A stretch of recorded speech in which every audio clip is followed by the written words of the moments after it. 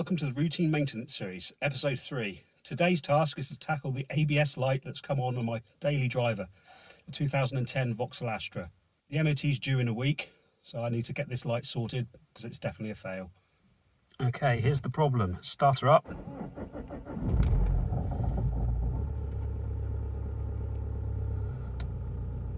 There we go, the ABS light is still on.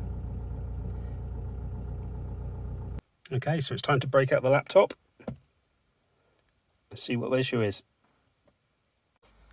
For this task, I'm using a generic laptop that you can get off eBay. This one was about £150. Comes with a Bluetooth Delphi software. Right, first job is to locate the OBD2 port, which on the Astra H is underneath this cover. So just pull it up, and there it is. Now you just plug in your OBD2 reader. Don't force it because you can break the pins. There we go, that's in there, and it should light up, which it does. You see the blue there, just. Right, in order to read the code, you need the ignition on, but with the engine not started. So, there we go, ignition on. Radio, let's turn the radio off. Don't want any copyrights. Okay, right, here we go. Okay, not the easiest of things to record because it's a crystal clear screen, you can get all the reflection. But you get the gist. Scroll down until you find Vauxhall, in this case it'll be Opel. Astra H, 2010, all systems, diesel, 1.9. There we go, let's check the anti-lock brake system.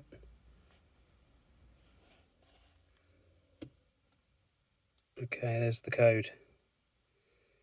Pressure sensor circuit malfunction permanent. Sounds like it's the ABS pump and not the speed sensors then. Okay, now we have the code, let's go on Google, type in the code and see what we're up against. Astra H C0131.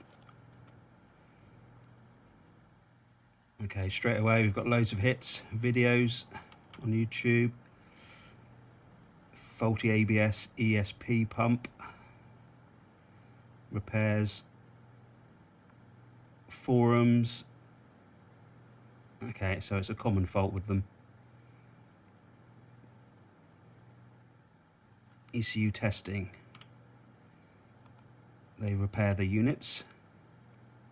Buy a replacement $255. Or send your own for rebuild. 2 to 3 days turnaround. It's pretty good. I've used these guys before. They are pretty faultless. They're very good at what they do. Comes with a lifetime warranty, unlimited mileage.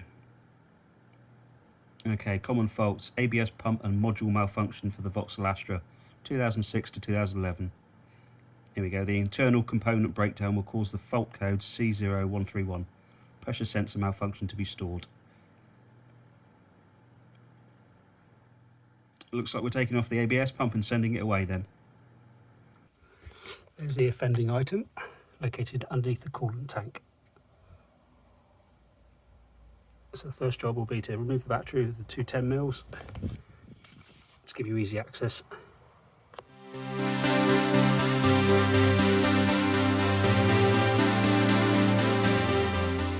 Okay, now you've got easy access to the ABS pump. It's just a simple case of undoing all these unions and then some torque bolts on the sides around there. Disconnect the plug and then out it comes. Before you undo the unions on the ABS pump, if you take the top off the brake fluid reservoir and use a syringe, cowpole one in this case, take as much out as you possibly can because it will save you having a lot pouring out at the other end. I find it handy just to label things out with numbers, just to make sure you get it all back in the right position. Do a crude diagram. Okay, the next job is to remove the connector down there.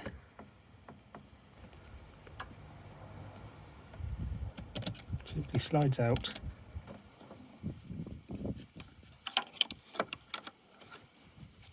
so. And then it should just come off. There we go, slides back, release, and then just tuck it out of the way. Before we undo the unions, just make sure you prepare yourself because you will lose brake fluid. So adequate blue roll and a bit of WD just to help the joints. You don't want to be chewing these up.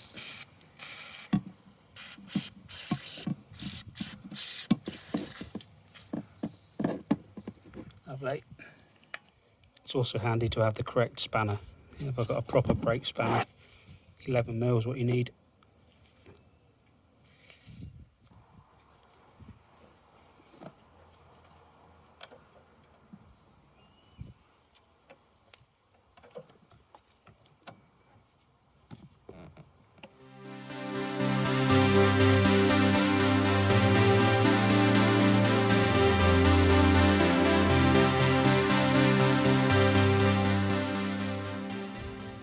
Okay, the pump's held in by 3 E10s, one there and 2 at the back.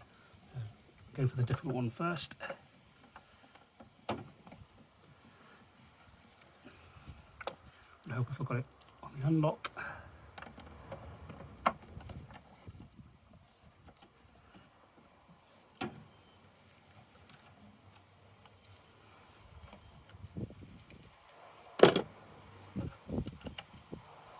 Sometimes it's just easier if you take the ratchet off and use your hand. There's never enough space on these kind of jobs. That's the first one.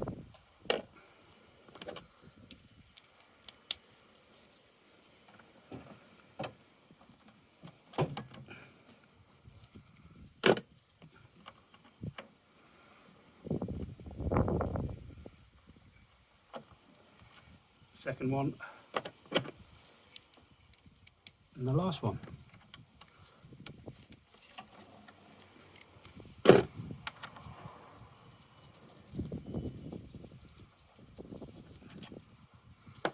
Okay, it should just lift out. There we go, just like that. All ready to drain, wrap up and send away to be repaired. To prevent dirt ingress, it's always a good idea to cover your joints just so no dirt gets inside while you're waiting for your pump to return. Easy option, recycle your gloves, just cut the fingers off and slide them on.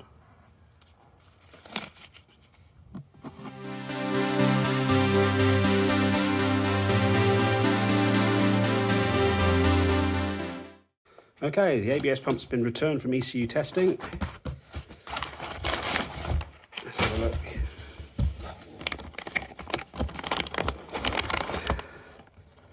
There it is, all fixed. Just a case of putting it back in the car, bleeding the brake system and clearing the fault code. Okay, refitting is simply the same as the taking apart, just in reverse. So I won't bore you, do a simple time lapse.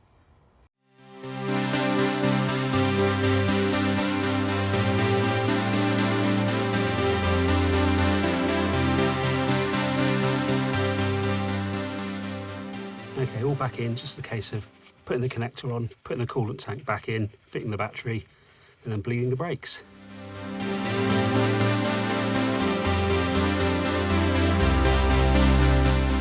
Before I fit the battery, I've got to deal with the clamp.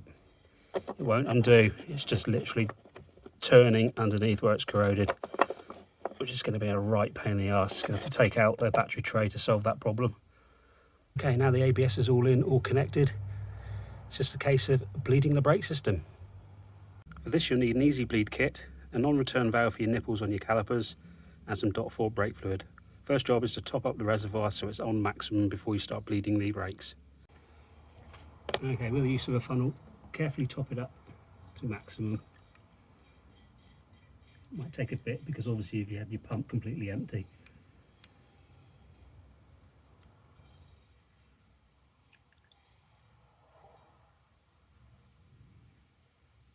Okay, once the reservoir's full, it's just a simple case of setting up your easy bleed kit.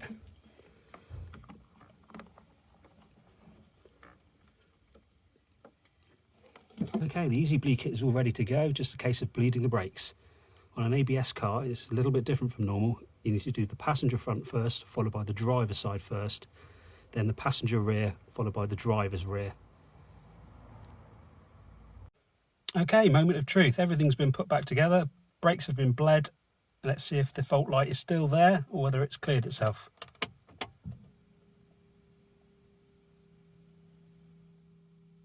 Okay, it's gone off before the car started.